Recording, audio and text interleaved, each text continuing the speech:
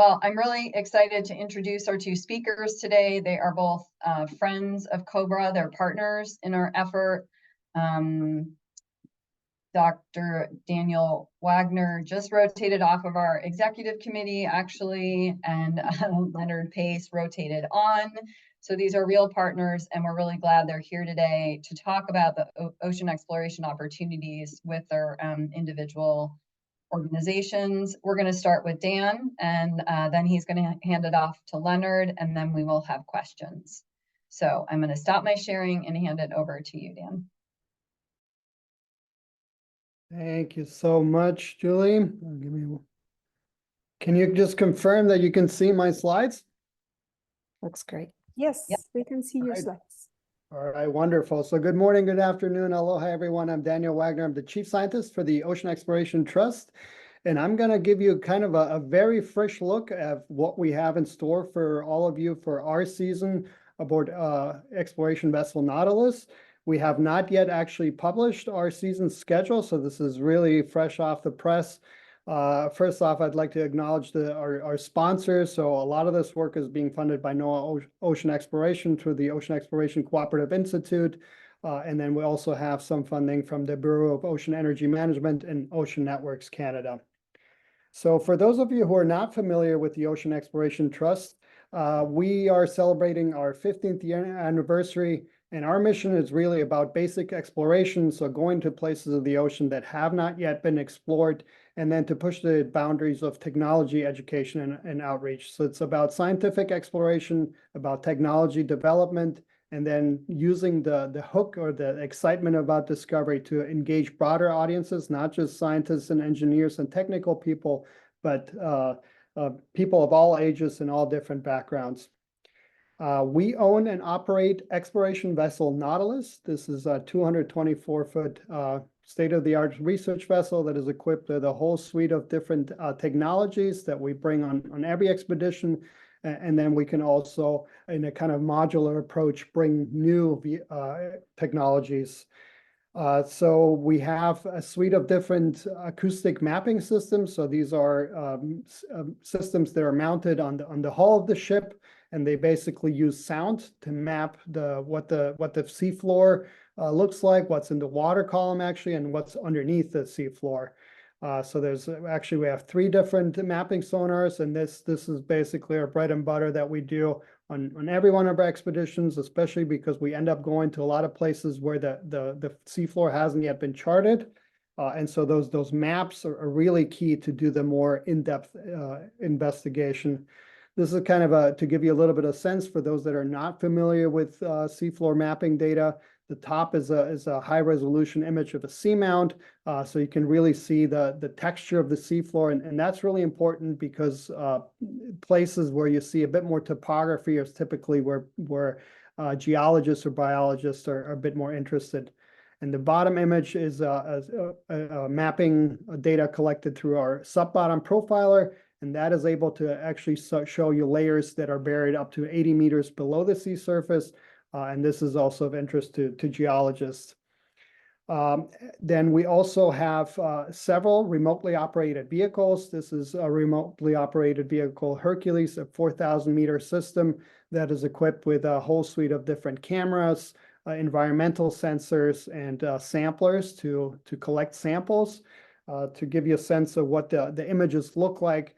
So you get some really stunning imagery.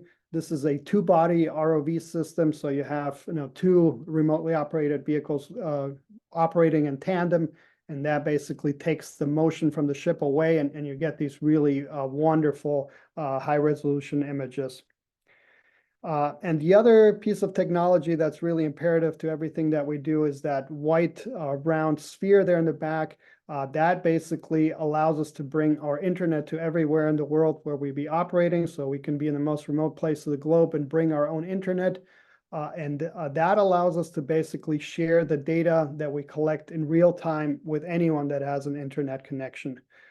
So anyone can pull up their computer and basically see almost everything that we can see on the ship. You can see the live video streams. You can see the real-time data sensors that are on the remotely operated vehicles and on the ship. And that's really a wonderful tool because it allows us to expand on the science team and not just sail with the 50 people that we can accommodate physically on the ship. But really, there's no upper limit. Anyone that has an internet connection can, in essence, see everything that we see on the ship and can participate in real time. But in addition to being a great science tool, this is also a wonderful outreach tool because it allows us to really engage people of all ages. Now, anyone can really see exactly what we're seeing on the ship, can kind of see what we're happening. And then we have a whole suite of different tools that we also use to do more targeted education and outreach. So we actually have a broadcast studio on board the ship that we can connect with classrooms. Now anyone can schedule what we call these live ship-to-shore interactions where you can have a more intimate conversation with the scientists and engineers and personnel on board and learn what we're doing on the ship. So a bit of our season priorities for those that have been following us for several years, very similar that we've been doing over the last several years. So as I mentioned, a lot of our work is funded by NOAA through the ocean exploration. So we try to align all of our work with that of our sponsors. A lot of it is mapping and exploring parts of the Pacific that haven't been explored, but doing that using all of our technologies that I mentioned, but also integrating various new and emergent technologies to expand the exploration footprint. Then, because we are working in a lot of places where these ocean spaces are considered sacred to many cultures, we're really committed to co-develop our expeditions with local communities in mind and make sure that everything that we do is locally relevant and culturally appropriate. We try to engage broad audiences, not just do science for scientists, but do it for everyone. And then last there, all of our data is publicly accessible. So we try to put all of the data quickly after expeditions into place so that there allows follow-on research. And then just to give you a little bit of a sense of our planning process. As I mentioned, we align our work with our sponsors, but then also annually, typically in the fall, we publish a call for science input. This is a form that anyone can provide input, can say within our operating areas where they would like to see areas to be mapped or where they would like to see an ROV dive conducted, or specific samples that they think would be most valuable to address important science questions.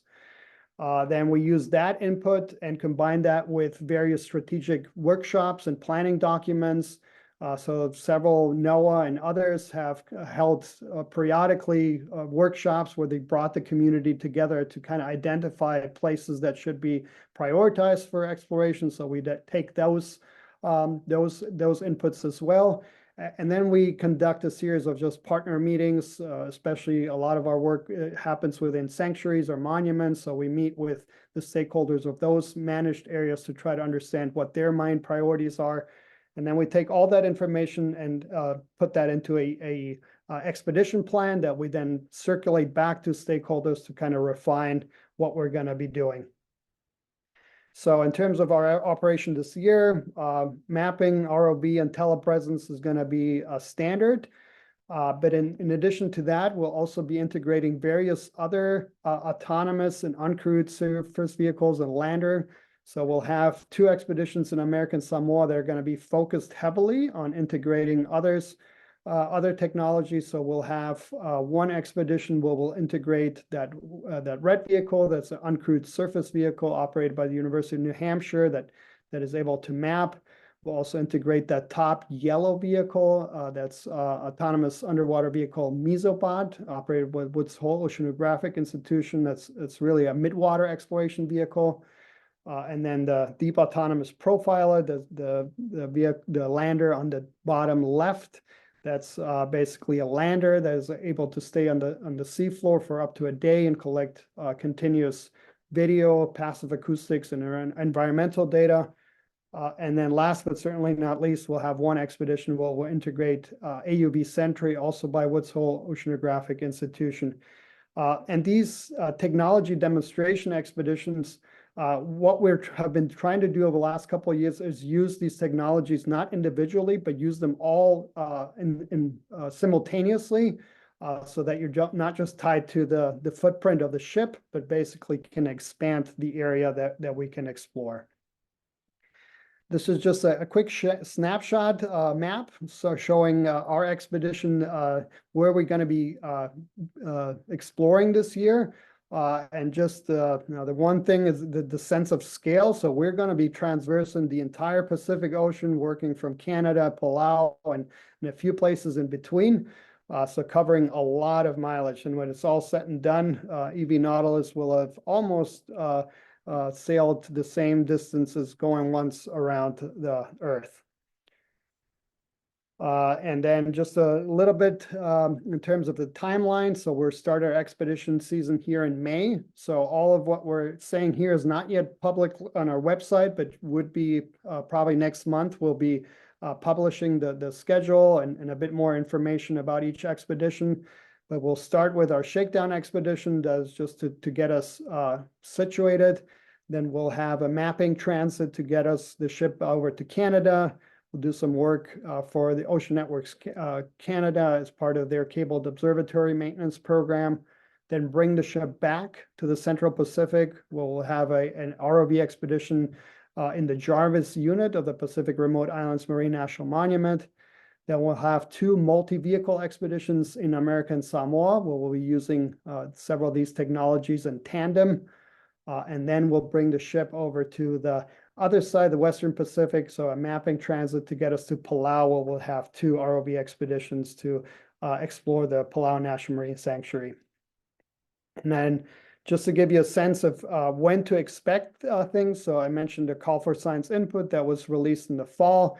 And then typically about 2 months before each expedition, we circulate a draft expedition plan and hold a webinar where we'll present kind of what the draft plan looks like, as a way to kind of invite further input. And about a month before each expedition, there should be a finalized expedition plan. Then we take out. And then for those people who sign up as our Scientists Ashore program, you'll be intimately linked to our expedition. So you'll receive daily updates with what we're up to. And then you'll also have access to what we call our science portal. And this basically gives you the real-time video feeds with very low latency, and then access to pretty much every data stream that we have on the ship. And then about a month or so after we get all the data into archives, and then we publish a series of summary products afterwards. So this is kind of the timeline to give you a sense of when to tune into an expedition. And the last thing I just want to close out with here is that in addition to science, I mentioned education is a bigger part of what we do. Whole suite of different education and outreach programs tailored to different audiences and different age groups. Main thing is, we're active on 6 different channels of social media, but and produce a whole bunch of different media types. All of it is linked on our website. So the one thing to get out of this is nautiluslife.org. It's really a one-stop shop and gateway to all things related to our program. So this is our website. Right now, we're not diving or exploring, so look a little bit different. But when we're diving, if you go to nautiluslife.org, you'd have a direct link there to watch the video. That will allow you to listen in and watch what's happening. It's a great way to kind of listen in and periodically if you're just interested. But if you want to intimately be involved with our expeditions, you would sign up for a Scientists Ashore program. This is we'll hold a dedicated seminar in this next month. And what this will give you is basically access to 2-way communications with the ship to kind of help more intimately be involved with our expeditions. All of our data is publicly accessible, very different ways. That's all also linked on our website. And I do want to just point this out. We have 15 years of explorations. Many discoveries are yet to be made just from the archive data. And so we really encourage the community to use this. That includes biological samples, many of which were collected because they were thought to be new to science. Geological samples that were collected because of certain reasons. So there's a lot of ways for you to access these. So we do community-based expeditions. So I hope the one thing you get out of this is that there are many ways for you to all get involved. Visiting our website, there's a whole bunch of archived resources and data. And then for those of you who want to participate on our expeditions as part of the science team, you can sign up as a scientist ashore and then participate in our expeditions. And with that, I'll turn it over to Leonard to. Thanks, Dan.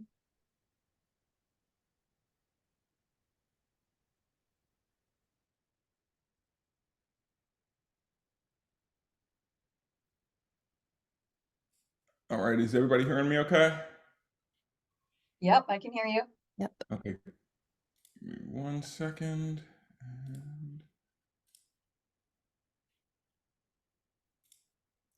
All right, my first slide should be up. Yep. All right. Good morning, good afternoon, good evening, all. My name is Leonard Pace. I'm a science program senior manager with Schmidt Ocean Institute. We own and operate the research vessel Falkor 2, which we make available to the ocean science community at no cost. We have been in operation since about 2009 when we first purchased the RV Lone Ranger. And through the past 10, 12 years or so, we've operated 3 vessels, Lone Ranger, Falkor, and now Falkor 2. We are philanthropically funded by Eric and Wendy Schmidt. They make the vessel available to us to make available to the science community. The vessel itself has a mapping gondola with multi-beam, sub-bottom profilers, and other technology suites. There's also some open bays for additional sensors to go on in the future. We have a 4,500 meter capable ROV Sebastian on board that science parties are also available to make use of. And we have a communications program as well. That communications program has multiple arms. We sail a multimedia correspondent with all our cruises.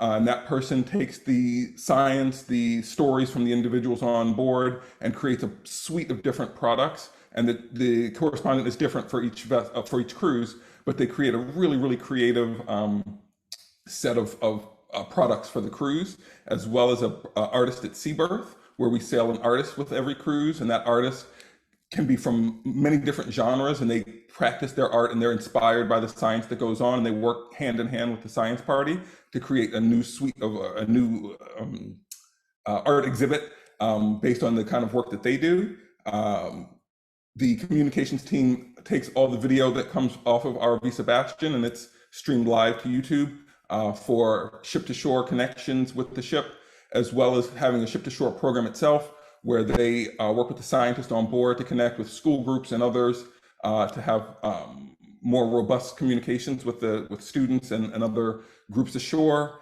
And we have a data management policy where we require the data that is collected aboard Falkor 2 to be shared openly and as quickly as possible. And that's kind of discussed through the proposal review process, which I'll get a bit more into later. And the vessel itself is up in berthing from where we began, handing about 5 or so berths with Lone Ranger to 11 to 12 with Falkor. We now make 25 berths available on Falkor 2 for the science party.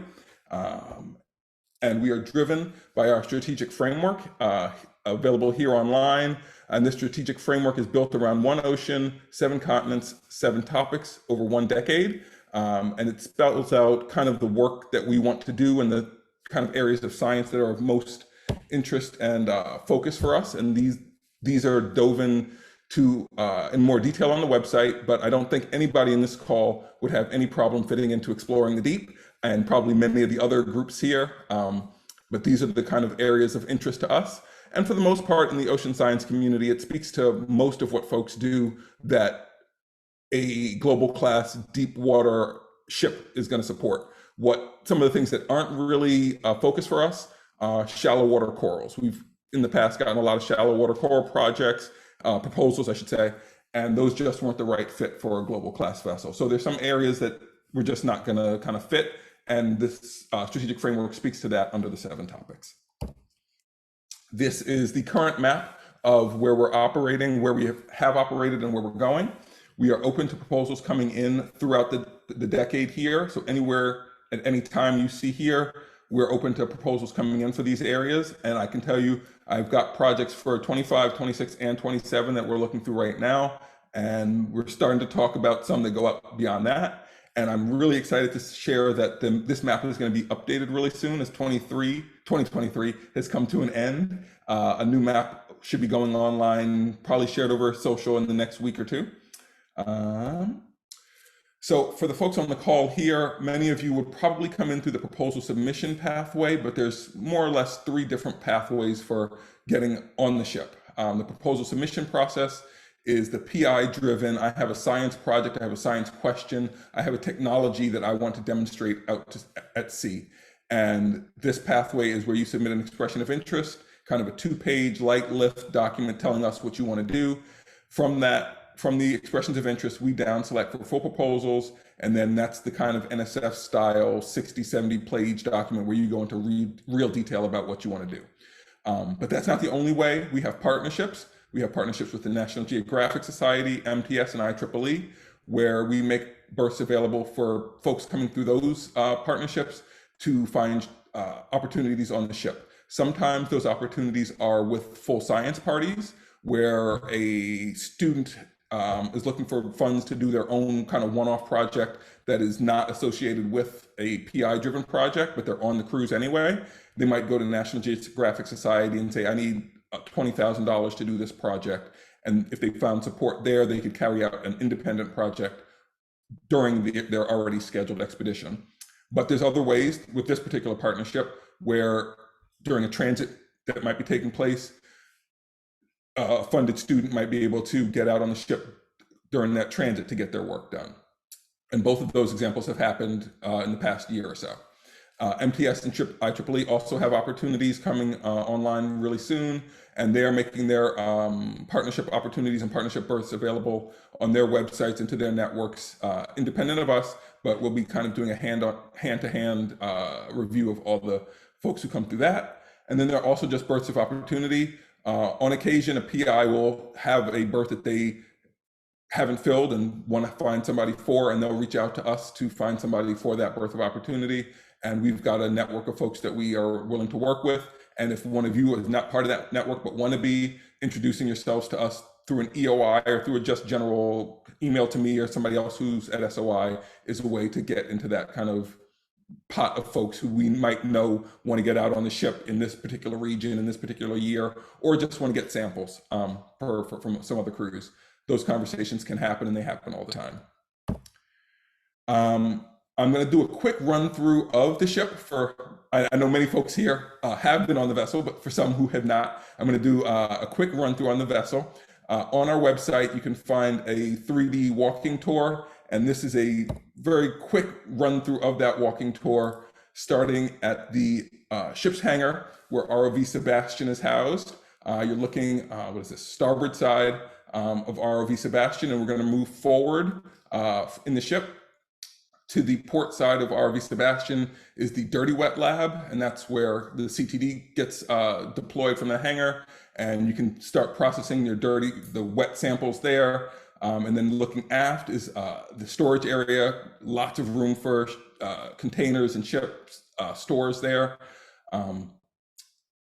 So the dirty wet lab is where a lot of samples come in, and then they kind of move forward in the ship to the hydro lab, which is at forward of that. Processing, refrigeration is available here, connectivity to streams that go through the ship. Forward of that is a robotics lab, kind of a dry space, but a lot of robotics and engineering goes on there. And forward of that is a control room where ROV Sebastian and whatever other assets in the water can be controlled and manipulated. A lot of the live stream and ship to shore work is done through here. And moving, port side of that is the wet lab. That's the main lab for wet samples to be processed.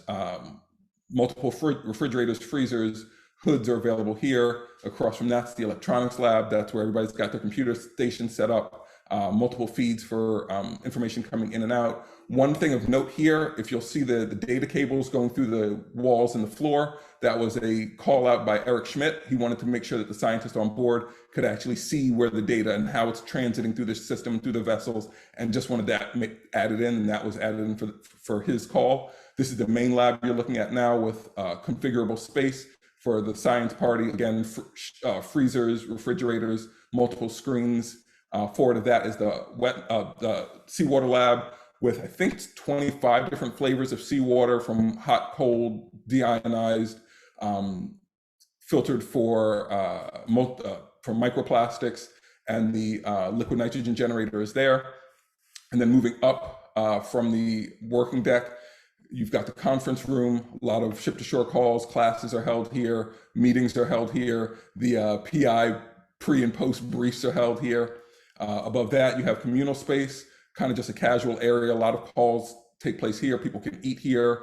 Forward of that is the galley and some of the bunk space, which we're about to see. I didn't have really good pictures of the galley for this presentation, but this is a seating area, seating for up to 30.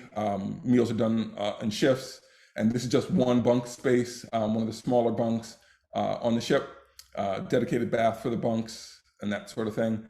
And that's the end of that video. There we go. So I spoke to some of our partnerships. One of those partnerships is with National Geographic Society. They've got their call for proposals open now for folks who might be interested. The point of contact there is listed here. I am in very close contact with their people regarding this. And if you're interested in it, the grants made available through this partnership are for their level 2 grants, I think is what it is, which is up to $20,000 to conduct an independent project on Falcor 2, given year or science interests. It can be with, as I said, a standing cruise or on a transit, or we'll work with you to try and figure out how and when we can get you on the ship, should you get the funding through National Geographic Society. There are other groups I just want to call out really quickly. Schmidt Ocean Institute is among a kind of umbrella of Schmidt organizations. One of those is Schmidt Marine Technology Partners, who fund kind of technology development.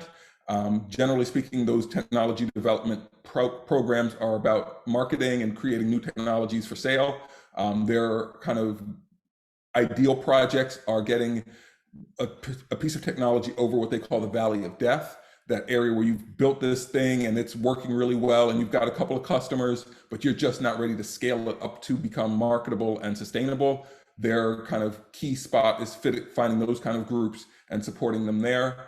In addition, there's also Schmidt Sciences, and they have a new program called OBVI, which I didn't actually have a slide for, but it's Ocean Biogeochemical Virtual Institute. And they are doing multiple grants. The first set is very close to being shared. Those are $5 and $10 million awards. There are a handful of different groups that are going to get these awards around the world, but they'll be doing biogeochemistry work. And if anybody's interested in those, please feel free to reach out to me. I'm happy to kind of go into those a bit more offline. So for Falcor 2, this is a quick list of the areas we're headed to this year. If anybody's interested in trying to find samples or opportunities, this is 2024's call. These are all on our website. Of interest is where we currently are, coming off of Easter Island, conducting work with Dr. Erin Easton and her party. And then we're going to be moving south along South America as it takes us down to the end, to the southernmost points of South America.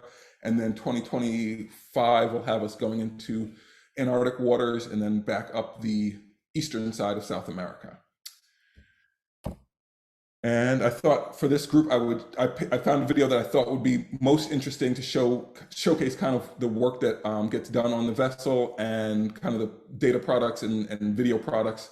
So I'm going to run this. It's only 3 minutes long, and then that'll be the end of my talk, and I will pass it over. And please let me know if the video is not working. Somebody give me a thumbs up or thumbs down if you got good sound. Okay, good. We came here to test technology, to further understanding of hydrothermal systems at the seafloor, and we came here to merge all of those things together. Normally, you're often just lost and blind at the bottom of the ocean. Because we had the maps and because we had the synthetic aperture sonar, we were able to drive with pinpoint accuracy to all the various spots we wanted to go. When you drive up to a vent with the ROV, everything's dark, but as you get closer, things start to slowly illuminate. And the first thing you always see when you approach a hydrothermal vent is the bacterial mats. And I'm like, got it. Just like that. And we found, 7 or 8 actively venting complexes, towers 10, 12, 15 meters tall. The highest temperature was over 250 degrees, and tube worms and all of the animals. And to me, that really validated our approach. A good example of the technology is one of the sites we went to, we had the ship-based bathymetry, so we knew that this was a place that was likely hydrothermally active, but no one had ever discovered any venting at the site before. So we went down with the ROV and we mapped with the M3, and right away we saw indications that's probably where there's some hydrothermal vents. We can now see if a vent is active or inactive simply from the SAS data.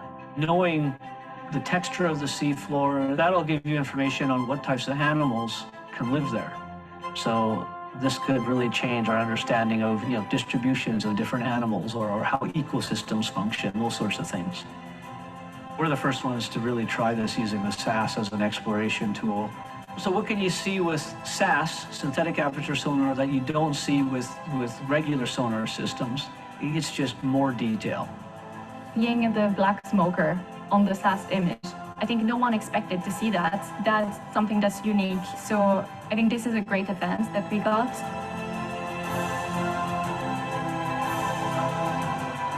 I've been in the business for 30 years and have been exploring the ocean floor for precisely these sorts of environments for 30 years.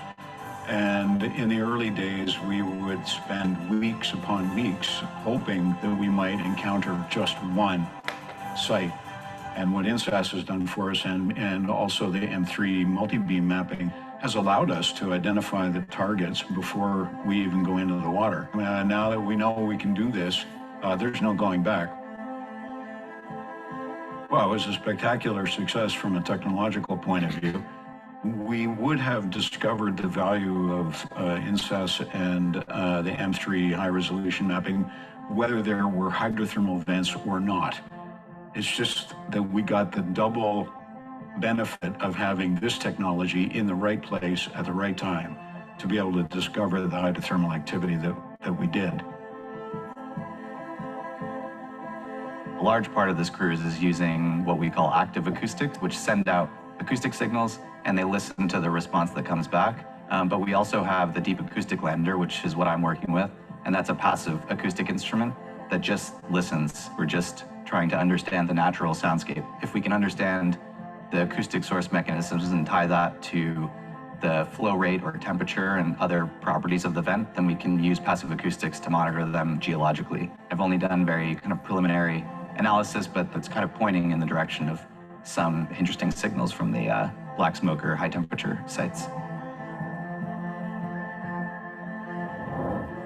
Cómo esto favorece a Ecuador, a Galápagos y al Pacífico Este tropical. Si nosotros adquirimos el conocimiento de los ecosistemas de profundidad, tenemos más argumentos para ayudar a la conservación no únicamente de una isla, pero de una región de extrema importancia, que es el Pacífico Este tropical.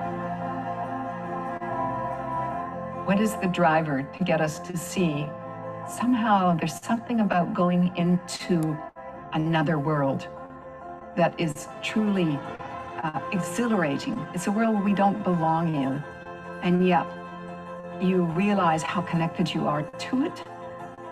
We need to care about every part, from top to bottom, from what's happening in the atmosphere, what we're doing on land, how we affect the deep ocean, and how the deep ocean affects us, which it does. Keeping those connections safe is what will keep us alive on this planet.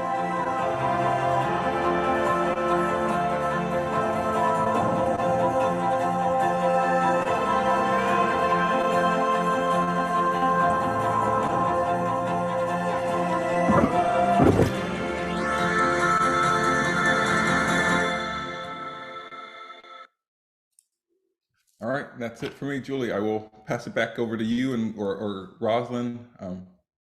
Yeah, thanks so much, Leonard. I love those videos. They always make you excited. So thank you to both you and Daniel. And now we have plenty of time for open Q&A. You can raise your hand. I'll try and look out for you, or put in the chat. So super casual and you know, from the most basic thing to maybe something very specific targeted at these programs. So go for it, everyone.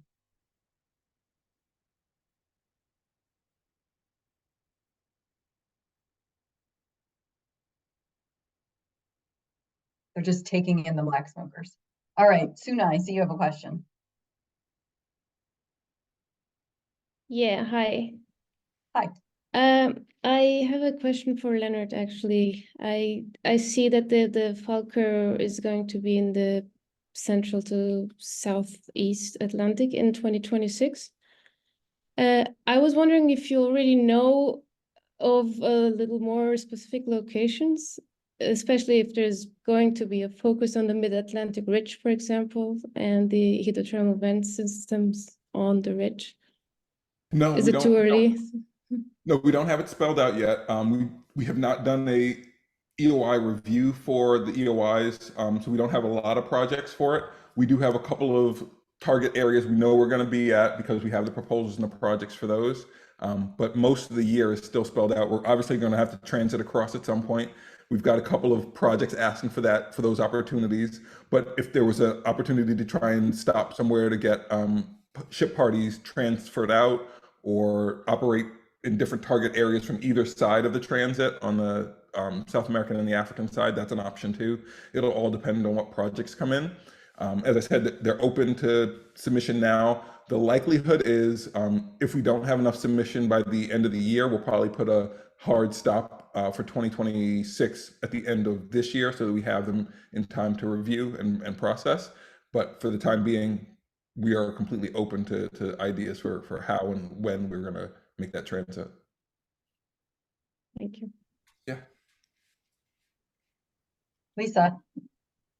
So Ocean Exploration Trust tends to really focus on that education and outreach component. Like they're doing live stuff all the time. They have, like, you can see live cameras happening almost all the time there's daylight, I think.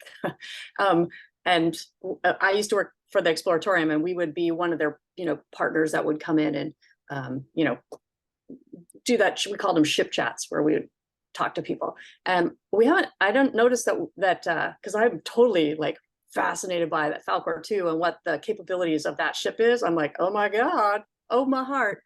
But it doesn't seem like, I haven't seen it. Your Instagram is phenomenal, the footage that you put on that, but I don't see the opportunity for live.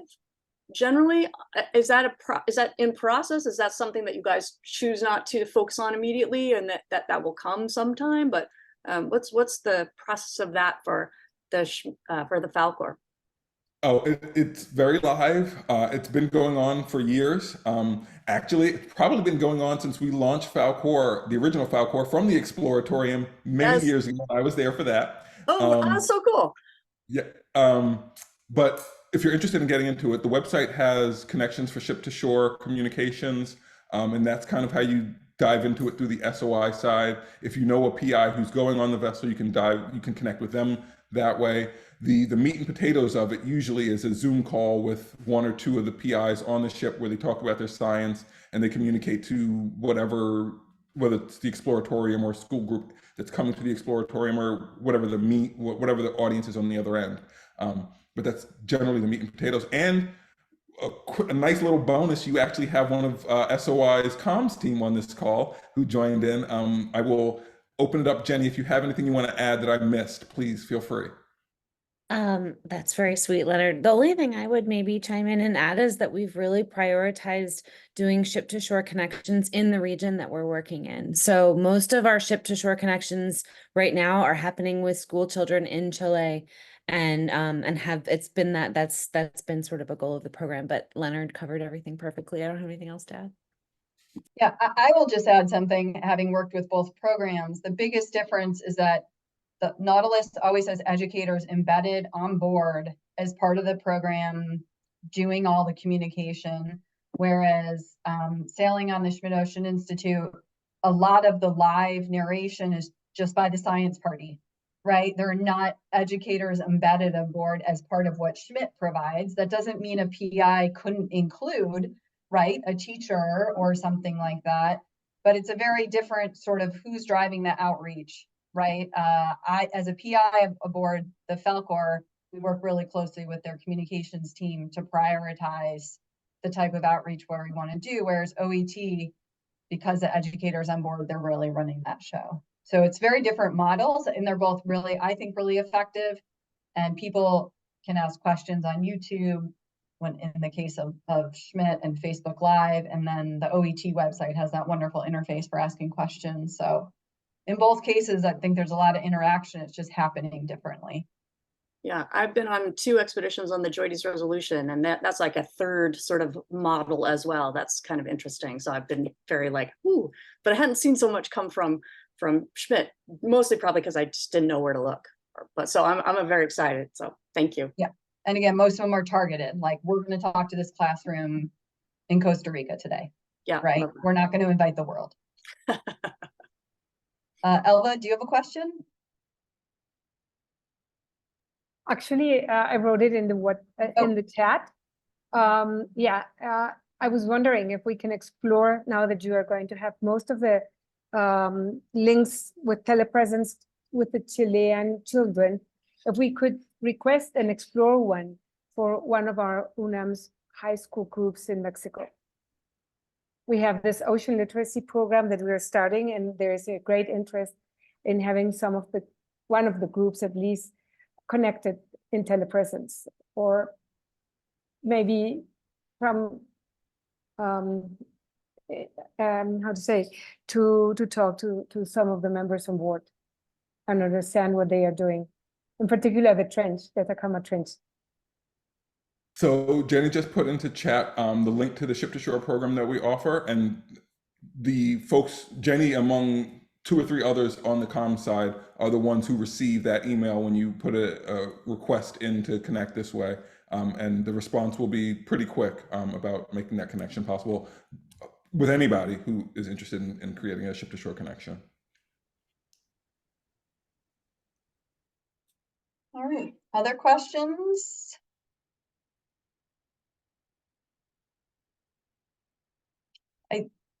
I think one important thing for everybody on here to realize, especially if you haven't sailed with these expeditions before, is, you know, you have to bring your science money or your travel, right?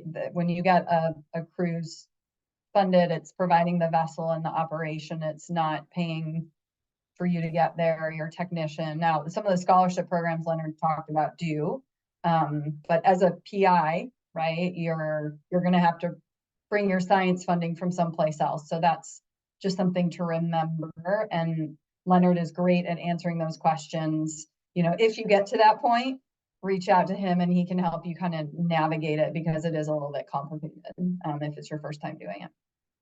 Yeah, and I'll echo that. It can be complicated. And another piece that we're starting to deal with now is for early career folks, when they put in one, they also have to start thinking about all the other people that they're collaborating with and their funding. It's not just their own, and that can add another layer of complication that can be sorted and worked through. But it's worth having it in the back of your mind that the people you're partnering with too need to have their flights out there and their opportunity to ship whatever it is they're shipping out to the vessel, and those costs and all the other myriad bits and pieces.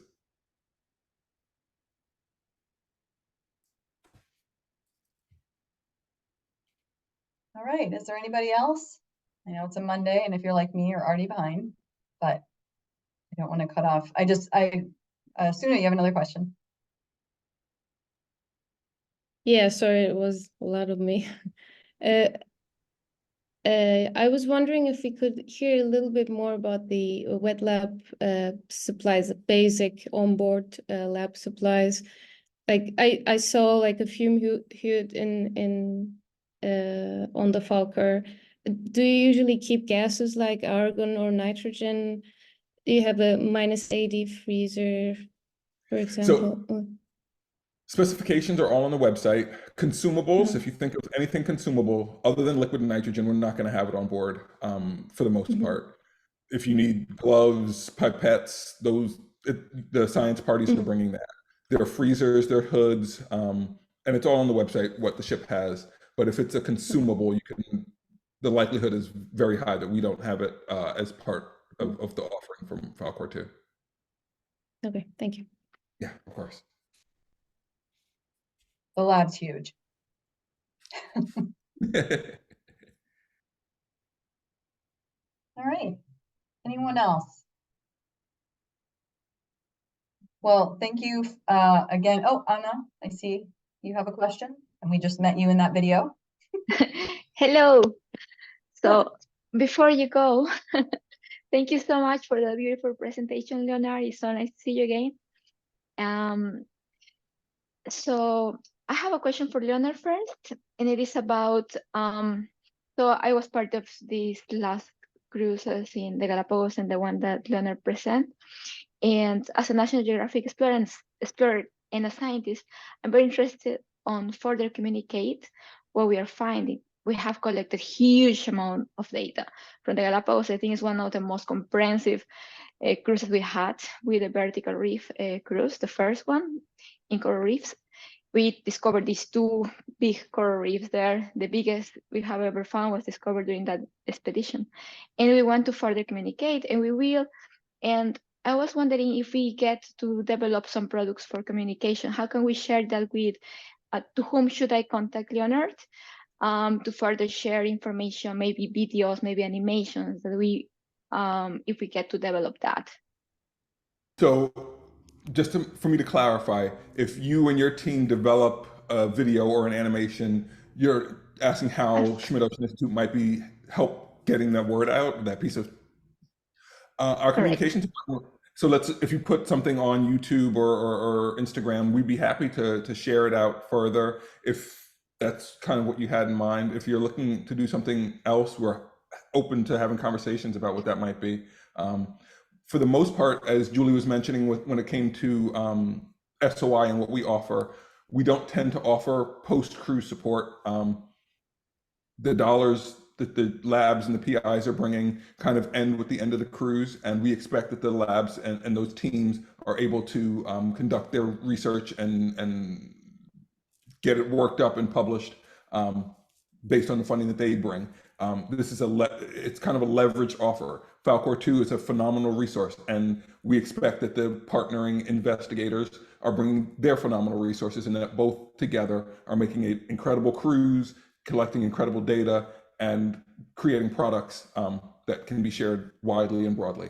So yeah, we're happy to amplify the work that you're doing on socials, if that's what you had in mind. And if you want to talk about something else, we can talk about that offline. Yeah, that would be great. Thank you so much. Yeah, we have it clear about the financiation of all that. That's not the question. It's more about sharing the product that we developed with our own funding. Yeah.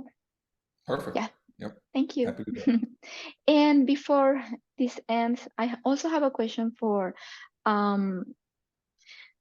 So I have a question for Daniel about Nautilus, and it is if a scientist, a researcher wants to apply to develop research on board Nautilus, is it possible if you are not North American, if you are not from the United States, for the Nautilus?